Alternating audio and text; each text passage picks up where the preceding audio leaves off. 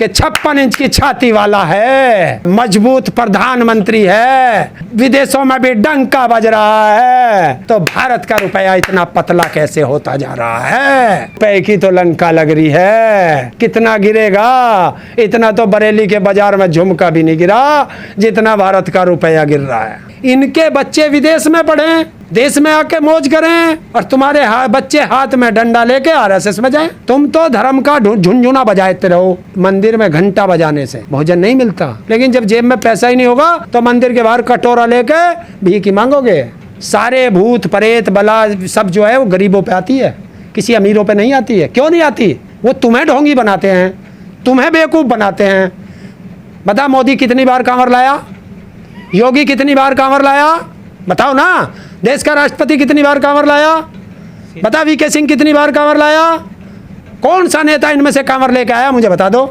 उसी बंदे से जिस व्यक्ति ने उस लड़के के साथ ये अत्याचार किया है कि खा कसम कभी किसी शादी ब्याह में खाना खाने नहीं गया। वे बच्चे जो खाना खिलाते हैं, वेटर होते हैं, वे कौन होते हैं? बता। बनाने वाला कौन था? ब्राह्मण था कोई? क्षत्रिय था कोई? वैश्य था कोई? बता ना। बढ़िया था, ब्राह्मण था, ठाकुर था, जाट था, कोई यादव था? कौन था वो जो खिला रहा था तुम्हें? बता दूं। उस इलाके के भंगी के बच्चे थे वे जो खिलाते हैं। हमारे पूरे गाजियाबाद के अंदर अगर वेटर का कोई काम करता है तो वो भंगी के बच्चे चलते हैं। वोट के लिए तो सारे हिंदू हो जाएंगे, और वोट लिया तो हम फिर दलित और पिछड़े वो हो जाएंगे, आदिवासी हो जाएंगे। अगर दलित और पिछड़ा और माइनॉरिटी और आदिवासी एक हो गए तो इनकी नाक में दम कर देंगे। ये 15% वाले, इन्हें मार मार के इतना भगा देगी जनता वोट की चोट से कि इन्हें जगह नहीं मिलेगी हिंदुस्तान के अंदर।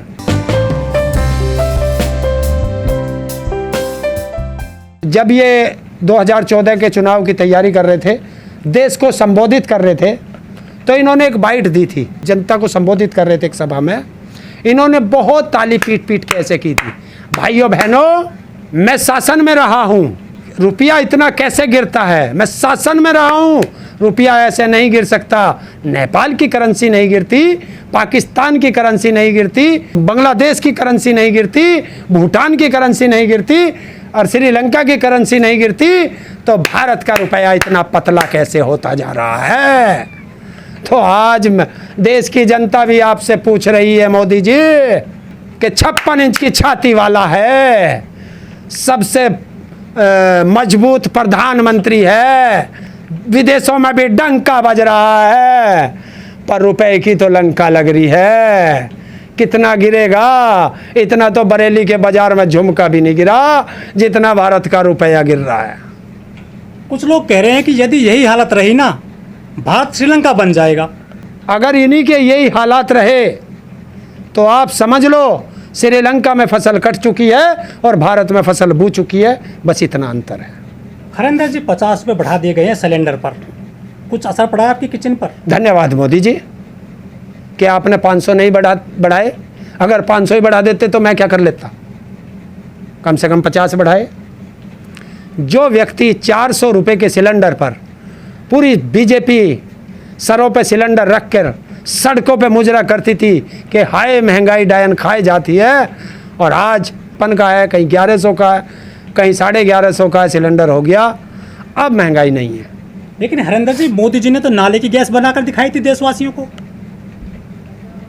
ये तो पता नहीं किस किस चीज़ से गैस बना दे। यहाँ तो देश को कैसे भ्रमित किया जाता है, एक मंदारी कैसे अपनी डुगडुगी बजा करके जनता को इकट्ठा करता है। ये कला अगर सीखनी है तो मोदी से सीख लो। सर, वो वाकई में राजनीतिज्ञ हैं। पूरे देश में बीजेपी की सरकार बनती जा रही है।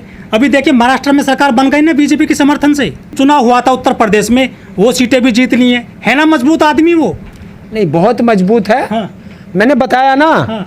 देश की सुरक्षा के लिए पैसा नहीं है, पर देश के विधायक कैसे खरीदे जाते हैं, सांसद कैसे खरीदे जाते हैं, उसके लिए खजाना खुल जाता है।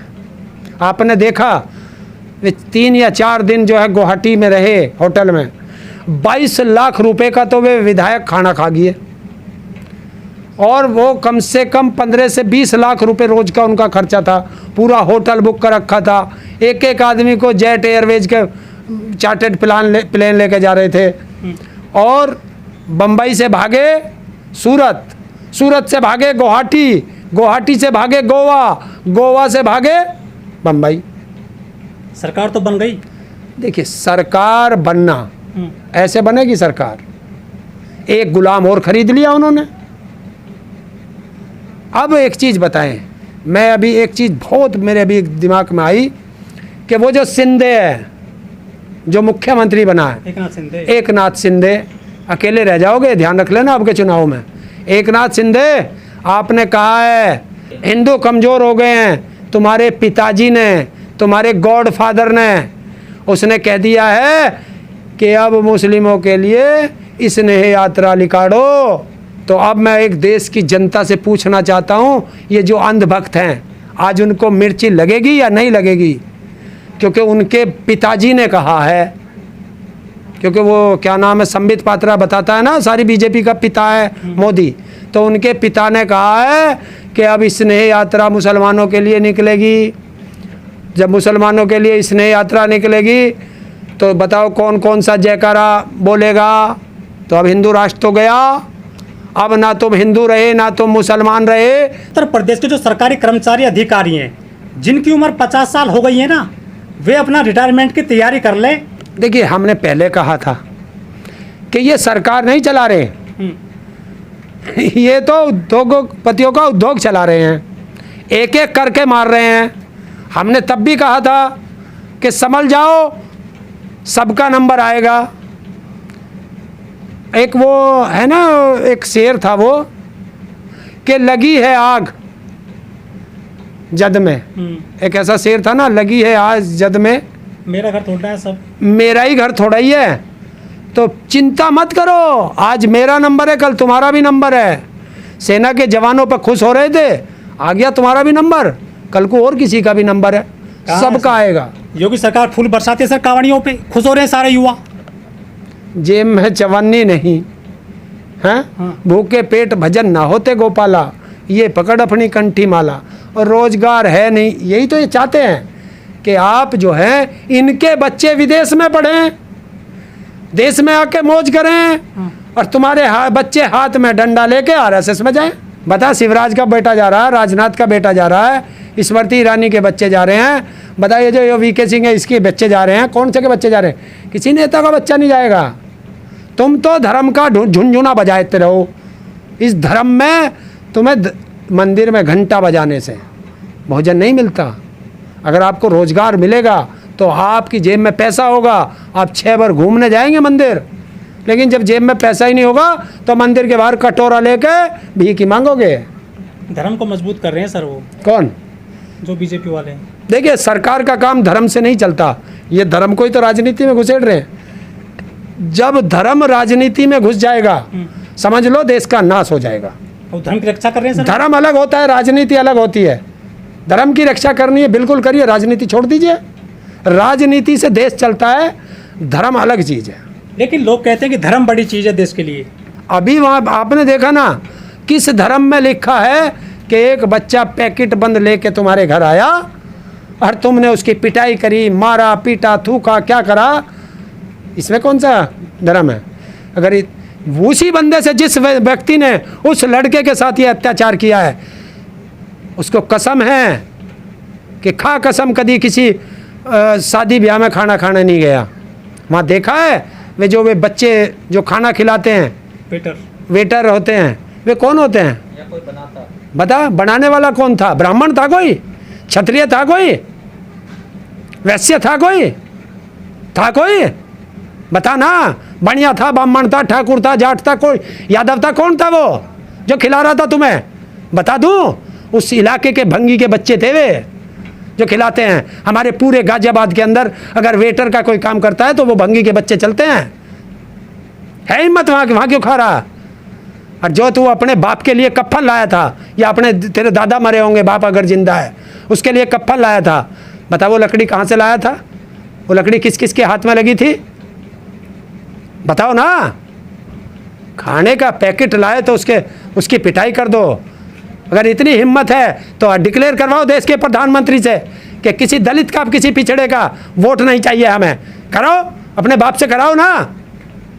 वोट के लिए तो सारे हिंदू हो जाएंगे।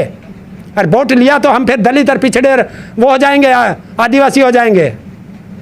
इसीलिए तो मैं देश की जनता से कहता हूँ कि सुधर जाओ। अगर दलित और पिछड़ा और माइनॉरिटी और आदिवासी एक हो गए तो इनकी नाक में दम कर देंगे। ये 15% वाले, इन्हें मार मार के इतना भगा देगी जनता वोट की चोट से कि इन्हें जगह नहीं मिलेगी हिंदुस्तान के अंदर। हरेंद्र जी, सावन का महीना शुरू होने वाला है। किसने कहा भगवान यहाँ, भगवान वहाँ मिले हैं? भगवान कण कण में है, वो कांवड़ में नहीं है ना, कांवड़ में है ही नहीं। कांवड़ में भगवान कहाँ? लाखों लोग जाते हैं सर। बता किसने देखा भगवान कांवड़ में? एक आदमी दिखा दो मुझे, किसी ने देखा हो? अभी ये लोगों का एक ढकोसला है। देखिए आपको एक चीज़ बता दूं, सारे भूत प्रेत बला सब जो है वो गरीबों पे आती है, किसी अमीरों पे नहीं आती है। क्यों नहीं आती? कि वो ढोंगी नहीं है। वो तुम्हें ढोंगी बनाते हैं, तुम्हें बेवकूफ़ बनाते हैं। बता मोदी कितनी बार कांवर लाया? योगी कितनी बार कांवर लाया? बताओ ना। देश का राष्ट्रपति कितनी बार कांवर लाया? बता। वीके सिंह कितनी बार कांवर लाया? कौन सा नेता इनमें से कांवर लेके आया? मुझे बता दो। तुम लोगों को तो वहाँ भगा देंगे, इसीलिए तो तुम्हें उसमें धकेलते हैं कि तुम धर्म में लगे रहो, ताकि आप रोजगार ना मांग सको, शिक्षा ना मांग सको, स्वास्थ्य ना मांग सको, और इनके बच्चे तुम्हारे ऊपर राज कर सकें। ये इनका काम है। सर आखिरी सवाल आपसे, 10 तारीख को सर बकरा ईद है, कि क्या संदेश देना चाहोगे दर्शकों को? देखिए त्यौहार है, सबको मिलजुल के मनाना चाहिए।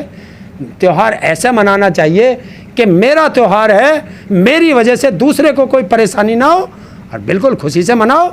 और आज से ही सबको जो है बकरा ईद की हार्दिक शुभकामनाएं।